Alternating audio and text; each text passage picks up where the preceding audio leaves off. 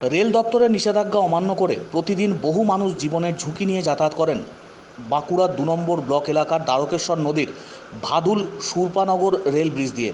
কারণ এই রাস্তা দিয়ে যাতায়াত না করলে ওপারের ওন্দা ব্লক এলাকার অন্তত ৩০টি গ্রামের কয়েক হাজার মানুষকে ধলডাঙ্গা মোড় দিয়ে প্রায় ১২ কিলোমিটার ঘুরে বাঁকুড়া শহরে আসতে হবে। প্রত্যেক বছর এই রেল সেতুতে দুর্ঘটনা ঘটে। এখনও যে কোনো সময় ঘটতে পারে দুর্ঘটনা। সব জেনে বুঝেও রুটির টানে মাত্র কয়েক কিলোমিটার দূরের বাঁকুড়া শহরে এই রেল ব্রিজ দিয়ে যাতায়াত করেন ঐতদ অঞ্চলের একটা বৃহৎ অংশের মানুষ। এই তালিকা থেকে বাদ যায়নি সাধারণ মানুষ থেকে শুরু করে স্কুল পড়ুয়ারাও।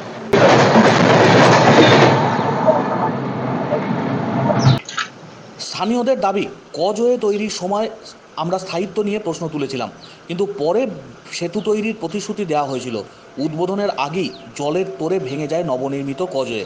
প্রথম কয়েক বছর বর্ষার পর সংস্কার হলেও গত বছর থেকে আর তার কোনো উদ্যোগ নেওয়া হয়নি। ফলে জীবন জীবিকা এবং রুজির টানে বর্ষার দিনগুলোতে জীবনের ঝুঁকি নিয়ে এই রেল সেতুই একমাত্র ভরসা বলে জানাচ্ছেন স্থানীয়রা।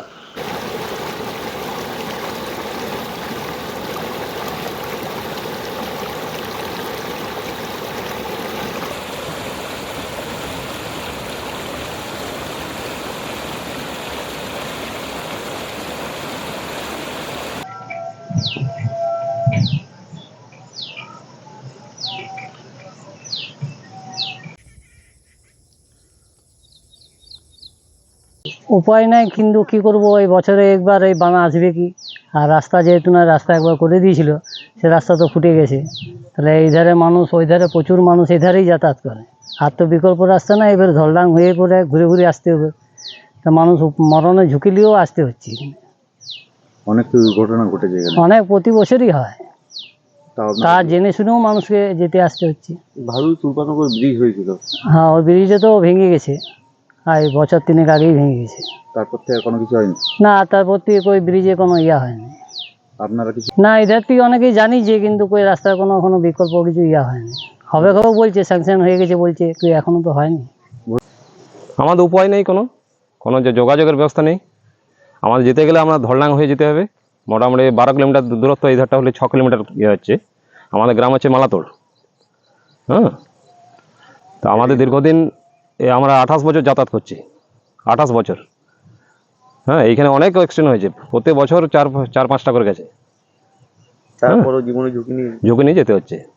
রাত্রে ৯টা-১০টায় এখানে পাস করি, এই টাইমে যাই কাজের ইয়াতে। কেন হয়েছিল, ভেঙে গেছে তো। এখানে তো উদ্বোধন হলো না, ভেঙে গেল। হ্যাঁ, কাজই হলো না, কিছুই হলো না। এটা তো আমাদের অনেক দিনের ক্ষোভ, আমরা তো অনেক অনেক করেছি, কিন্তু কাজই হচ্ছে না। এটা প্রত্যেক বছরে এরকম হয়। নদীর ওই আসলে গাছের গোড়া পর্যন্ত বান যায়, অনেক লোকের অসুবিধা যাওয়া আসা। এই যে কতগুলো গ্রামের মানুষ যাতায়াত করে?